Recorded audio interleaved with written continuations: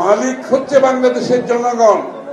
সুতরাং আগামীর বাংলাদেশে কি হবে, বাংলাদেশের মানুষের মনোজগতে যে পরিবর্তন হয়েছে, যে প্রত্যাশা জেগেছে, যে আকাঙ্ক্ষা জেগেছে, এইটার প্রতিফলন একমাত্র সম্ভব বাংলাদেশের মানুষের ভোটে নির্বাচিত সরকারের মাধ্যমে।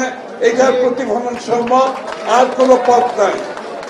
কারণ অনেকের অনেক মত থাকবে, আমাদের সকলের মতের প্রতি সহনশীল হতে হবে, শ্রদ্ধা জানাতে হবে, সম্মান জানাতে হবে, কিন্তু সিদ্ধান্ত হবে দিনের শেষে বাংলাদেশের মানুষের ভোটের মাধ্যমে।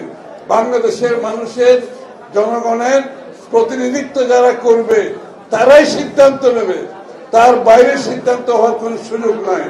কিন্তু আমরা অপরের প্রতি সহনশীল হতে হবে, অপরের মতামতকে শ্রদ্ধা জানাতে হবে, সম্মান জানাতে হবে। আমরা রাজনৈতিক সংস্কৃতি বদলাতে হবে। আমরা সাংঘর্ষিক রাজনীতির দিকে যেতে পারবো না।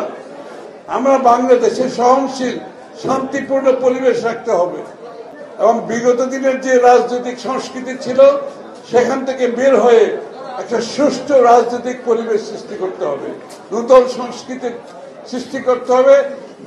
যেখানে কালকে আপনারা দেখেছেন বিএনপির ইফতার মাহফিলে, গতকাল আপনারা দেখেছেন সব দলের সবাই উপস্থিত ছিল এবং সকলকে বক্তৃতা দেওয়ার জন্য প্ল্যাটফর্ম দেওয়া হয়েছে।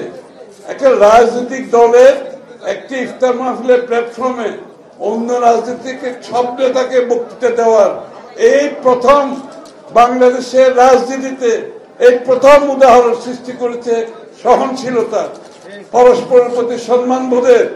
এটা কিন্তু অনেক বড় ব্যাপার যে ইফতার মাহফিলের মাধ্যমে বিএনপি যে উদাহরণ সৃষ্টি করেছে, যে আমরা সকলে এক জায়গায় বসতে পারি, কথা বলতে পারি, সম্মান করতে পারি, আবার ভিন্ন মত পোষণ করতে পারি।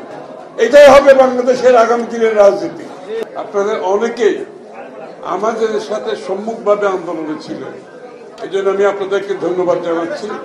অনেকে আপনাদের মধ্যে আন্দোলনে ছিলেন, কষ্ট করেছেন, আপনারা ব্যানার নিয়েও ছিলেন।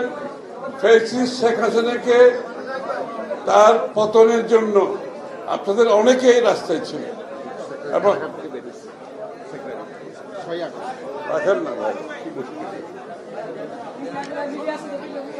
এবং আমাদেরকে একটা কথা মনে রাখতে হবে, এই যে আপনাদের ত্যাগ, বাংলাদেশের মানুষের ত্যাগ, বাংলাদেশে একটি সুষ্ঠু